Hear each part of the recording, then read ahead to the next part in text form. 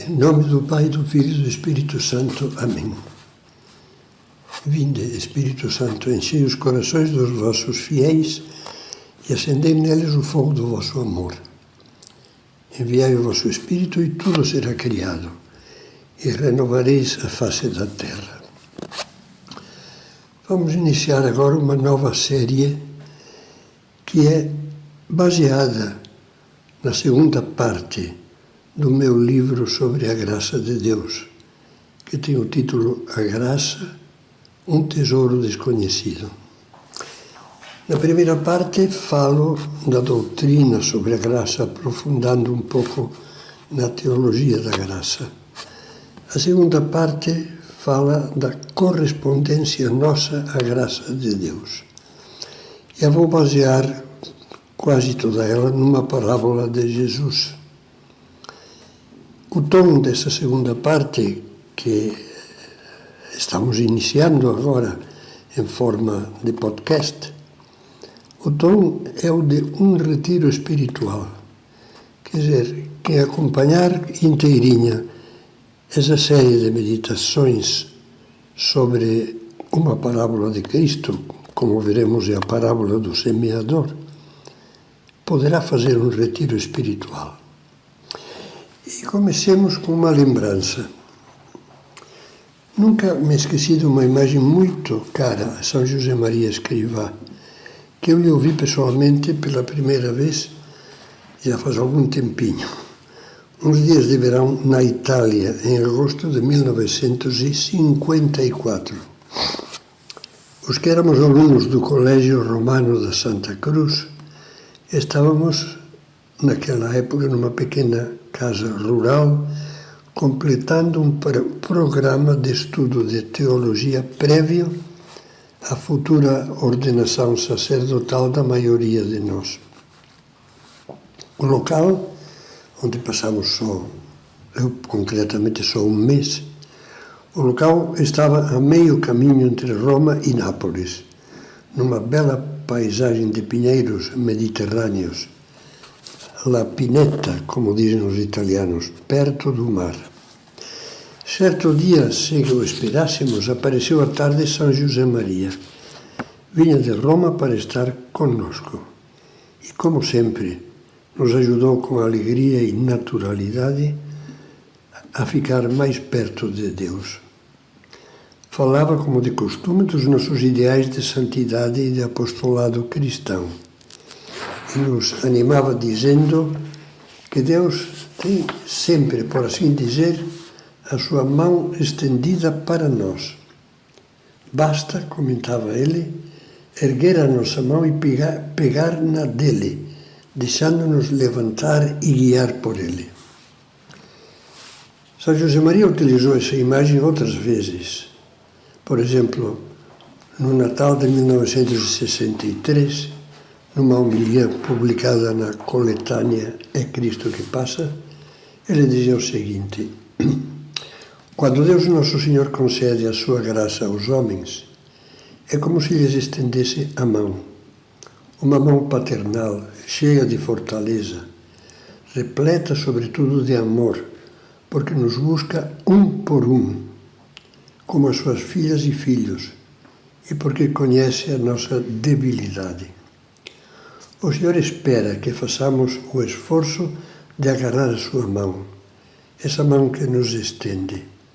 Deus pede-nos um esforço que será prova da nossa liberdade. Isso o pede a você que me escuta. Isso o pede todos os dias também a mim. Assim, de modo simples, movia-nos a corresponder confiantes à graça de Deus, a deixar que a mão de Deus nos conduzisse e nos acompanhasse. São Paulo dizia aos romanos: todos os que são conduzidos pelo Espírito de Deus, pelo Espírito Santo, são filhos de Deus. Deixar-se conduzir não significa passividade, mas empenho generoso por dizer sim a Deus, com obras e de verdade, como escrevia o apóstolo São João. Corresponder aos impulsos da graça, essas inspirações concretas que nós percebemos, as luzes da fé, as sugestões de vida melhor surgidas nos momentos de leitura ou de oração, as censuras íntimas da nossa consciência que nos convidam a pedir perdão, a retificar, a ser fiéis aos conselhos ou correções recebidos daqueles que, da parte de Deus, têm a missão de nos orientar. O importante é dizer sim a Deus, vencendo a tendência instintiva de dar em primeiro e até em último lugar outro sim diferente, um sim àquilo de que nós gostamos, sem pensar em Deus. O Catecismo da Igreja resume esse jogo de graça e correspondência com essas palavras. A livre iniciativa de Deus pede a resposta livre do homem, pois Deus criou o homem à sua imagem, conferindo-lhe com a liberdade o poder de conhecê-lo e amá-lo. A alma só pode entrar livremente na comunhão do amor. Pense que Deus não está parado. É uma fogueira de amor, Deus. Sempre ativo, poderíamos dizer, crepitando, voltado para cada um dos seus filhos. Jesus dizia: meu Pai opera, trabalha sempre, e eu também.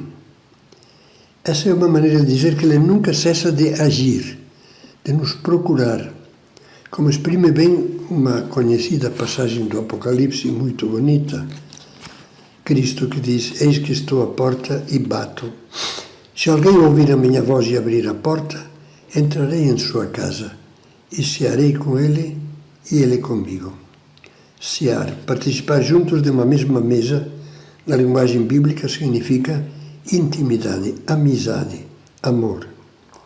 De nós, Deus só espera que o nosso coração escute os seus chamados e abra a porta. Podemos abri-la, podemos mantê-la fechada. Dizíamos que corresponder é um ato da nossa liberdade, e Deus ama a liberdade, que é um grande dom que Ele nos concedeu. Que Deus ama a nossa liberdade fica patente no Evangelho pela frequência com que Jesus utiliza o condicional se. Se alguém ouvir a minha voz, acabamos de ler, e abrir a porta. Se alguém quer vir após mim, como dizendo, se alguém livremente quer me seguir, se queres ser perfeito, porque podes não querer. Se alguém tem sede, venha a mim. Podemos morrer de sede espiritual e esquecer-nos de Deus. Se alguém quer me servir, o Senhor habitualmente não impõe, mas expõe e convida. É significativo que várias vezes nos compare a convidados e não fale de comandados. Diz-nos que o reino de Deus se assemelha a um rei, a um personagem que preparou um banquete e convidou a muitos. Vinde, está tudo preparado. Mas todos começaram a se desculpar. Os convidados não quiseram ir. Deste modo, deixa claro que ele deseja uma resposta de coração e não uma obediência meramente formal. Todos nós, em qualquer circunstância da vida, temos o poder de dizer sim ou não àquilo que Deus nos pede, sabendo que Deus é, entre aspas, Deus é honesto. Isto é, que sempre que nos pede alguma coisa, por muito difícil que seja, Ele nos dá a graça necessária para praticá-la. Eu peço a Deus que, ao acompanhar esta série de meditações, em todas elas escutemos o apelo de São Paulo. Exortamo-vos a não receberdes em vão a graça de Deus. Para isso, perguntemo-nos: meu Deus, eu te escuto ou te silencio na minha alma? Que triste alma que, mesmo sem dizer, está dizendo lá no fundo: meu Deus, cala a boca. O que tenho feito até agora? O que tenho feito, meu Deus, com a tua palavra e a tua graça? Eu amo a graça, eu a procuro, eu a aproveito ou a desprezo? Como eu poderia ganhar maior delicadeza para captar, Senhor, o que esperas de mim e ter mais generosidade para praticá-lo. Para facilitar esse exame de consciência, tomaremos como pauta, como já anunciava, uma parábola de Jesus, que ilustra bem a correspondência à graça e à palavra de Deus, a parábola do semeador. Procuraremos meditá-la com a disposição de espírito de quem faz um retiro espiritual, já anunciava isto, num diálogo muito sincero, com a nossa alma a sós com Deus. Peçamos desde já a ajuda do Espírito Santo a fim de vivermos o que o Catecismo da Igreja aconselha sobre a meditação. Fazer cair as nossas máscaras e voltar o nosso coração para o Senhor que nos ama, a fim de nos entregarmos a Ele como uma oferenda que precisa ser purificada e transformada.